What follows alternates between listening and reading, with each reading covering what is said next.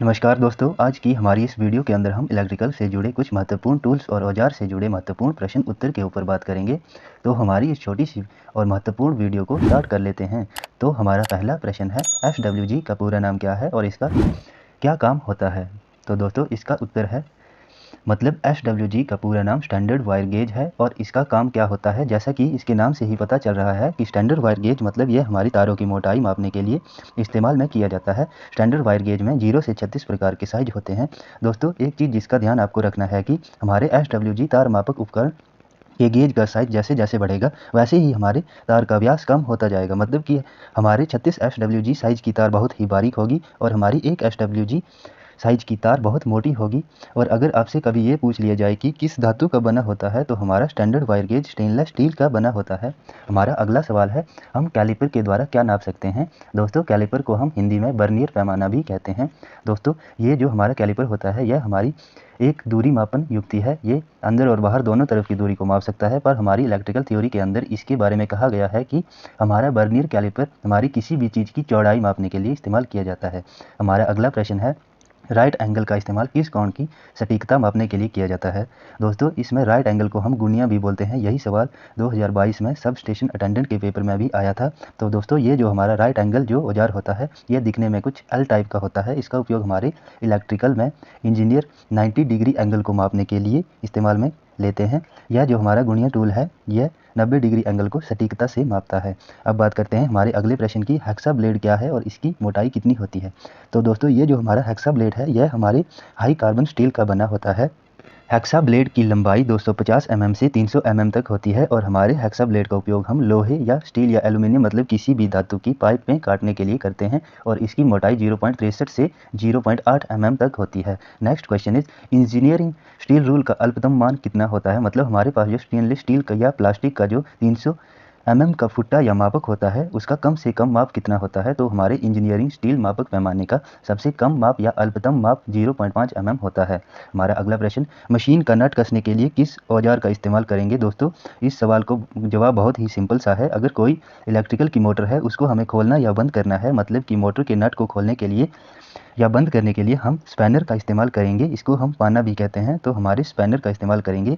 यह कई प्रकार के आपने देखे होंगे, जैसे रिंग पाना, टी पाना, single side, double side, combination पाना, मतलब एक साइड रिंग पाना और दूसरी साइड की पाना। तो हमारा उत्तर है दोस्तों, कोई भी नट या बोल्ट खोलने के लिए हम स्पैनर मतलब पाने का इस्तेमाल करेंगे। हमारा अगला प्रश्न है, ड्रिलिंग करते समय किस वॉइस का इस्तेमाल करेंगे। दोस्तों इससे पहले हमें ये पता होना चाहिए कि हमारी ये वॉइस होती क्या है। तो ये हमारे किसी भी जॉब को मतलब किसी भी चीज़ को मजबूती से पकड़ने का काम करती है। वॉइस के ऊपर दो जबड़े नुमा आकृतियाँ बनी होती है।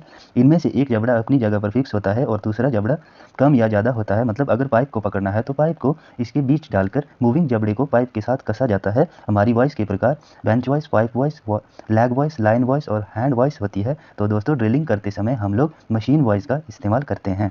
हमारा अगला प्रश्न है, तारों को थिम्बल या लग्स लगाने के लिए किस औजार का इस्तेमाल किया जाता है। तो दोस्तों तारों को थिम्बल या लग्स लगाने के लिए यहाँ पर थिम्बल का मतलब नोक होता है और हमारी तारों के जो सिरे होते हैं उस पर हम एक कवर चढ़ाते हैं, जिससे हमारी तारों के पतले पतले सिरे इधर उधर ना बिखरे और हमारी तार का कनेक्शन लूज ना रहे और बस बार के अंदर हमारी तार को नट की सहायता से आसानी से जोड़ा जा सके। इसके लिए हम थिम्बल का उपयोग करते हैं। और ये लग्स लगाने के लिए हमारा एक औजार होता है जिसको हम क्रिम्पिंग टूल कहते हैं। यह हाथ से चलाया जाता है। बड़े बड़े थिम्बल को तार के साथ जकड़ने के लिए हम हाइड्रोलिक क्रिम्पिंग टूल की मदद भी लेते हैं। तो हमारा उत्तर होगा क्रिम्पिंग टूल। हमारा अगला प्रश्न है, माइक्रोमीटर क्या है, मतलब हिंदी में सूक्ष्म मापी क्या होता है। तो दोस्तों हमारा माइक्रोमीटर एक सूक्ष्म मापी यंत्र होता है। मतलब ये कम से कम मोटाई को भी माप सकता है। इसका इस्तेमाल किसी तार की या चादर की गोलाई या मोटाई मापने के लिए किया जाता है। हमारे माइक्रोमीटर का सबसे कम से कम मान 0.01 से 0.001 सेंटीमीटर होता है। दोस्तों हमारा जो माइक्रोमीटर होता है ये यू आकार का बना होता है। माइक्रोमीटर को हम स्क्रू गेज भी कहते हैं। दोस्तों ये जितने भी प्रश्न हैं ये इलेक्ट्रिकल एग्जाम में कभी न कभी पूछे गए हैं, इसलिए इलेक्ट्रिकल की सभी परीक्षाओं की दृष्टि से महत्वपूर्ण है। अगर आपको इलेक्ट्रिकल से रिलेटेड किसी भी टॉपिक पर अच्छे से जानकारी चाहिए तो आप कमेंट कर सकते हैं। मैं उस टॉपिक पर वीडियो बनाने की पूरी कोशिश करूँगा। तो दोस्तों हमारी आज की इस वीडियो का आखिरी प्रश्न है, फेज टेस्टर या टेस्ट पेन क्या होता है। दोस्तों ये फेज टेस्टर जो होता है इसको हम इलेक्ट्रीशियन का मित्र भी कहते हैं। तो यह हमारे इलेक्ट्रिकल का मित्र कैसे होता है, तो दोस्तों यह हमें किसी भी सर्किट में सप्लाई की मौजूदगी को दर्शाता है। इसके द्वारा हमें पता चलता है कि हमारी तार के अंदर करंट है या नहीं। इसके अंदर एक नियॉन लैंप मतलब एक लैंप जिसमें नियॉन गैस भरी होती है और हाई वोल्टेज में 300 माइक्रो एम्पीयर के बीच हमारी धारा को सीमित रखने के लिए एक उच्च मान का प्रतिरोध सीरीज में जुड़ा होता है। इसका एक सिरा सप्लाई पर और दूसरे सिरे को स्पर्श किया जाता है। तो दोस्तों हमारे फेज टेस्टर को हम आमतौर पर 100 वोल्ट से 250 वोल्ट तक और अधिकतर 500 वोल्ट तक इस्तेमाल में लेते हैं। टेस्ट पैन की अधिकतम प्रतिरोध 1 मेगा ओम होता है। दोस्तों आशा है कि आपको इस वीडियो से कुछ अच्छा सीखने को मिला है। वीडियो अच्छी लगी तो वीडियो को एक लाइक और इलेक्ट्रिकल की वीडियोस हिंदी में देखने के लिए हमारे इस यूट्यूब चैनल को जरूर सब्सक्राइब कर दें। मिलते हैं नेक्स्ट वीडियो में।